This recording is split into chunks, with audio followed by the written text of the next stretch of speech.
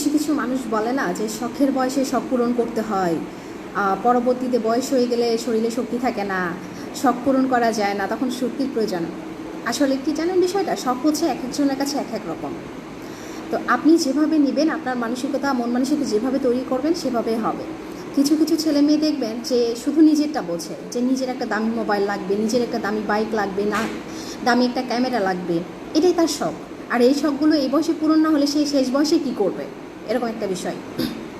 আর কিছু কিছু ছেলে মেয়ে দেখবেন যে নিজের কাছে যেটুকু আছে তার থেকে আরও বেশি পরিবারের জন্য করার চেষ্টা করে।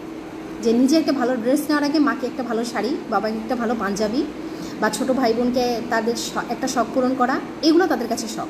তার কিন্তু এটাতে খুশি থাকে, তাদের কিন্তু কোনো আফসোস থাকে না, যে আফসোস করে যে না আমি তাদেরকে দিচ্ছি, তাদেরকে করতেছি, ভবিষ্যতে আমার তো কোনো শখ পূরণ হলো না, আমি শেষ বয়সে কী করব, আমার তো তখন আফসোস হবে। আসলে কিন্তু না, তারা কিন্তু এটা মন থেকে করে, আর তাদের কাছে এটাই আনন্দ। তো এটা হচ্ছে আপনি নির্ধারণ করেন যে আপনার শখ কোনটা, আর আপনি কোনটার মধ্যে ভালো থাকবেন, দেখবেন আর আফসোস বলে কিছু থাকবে না।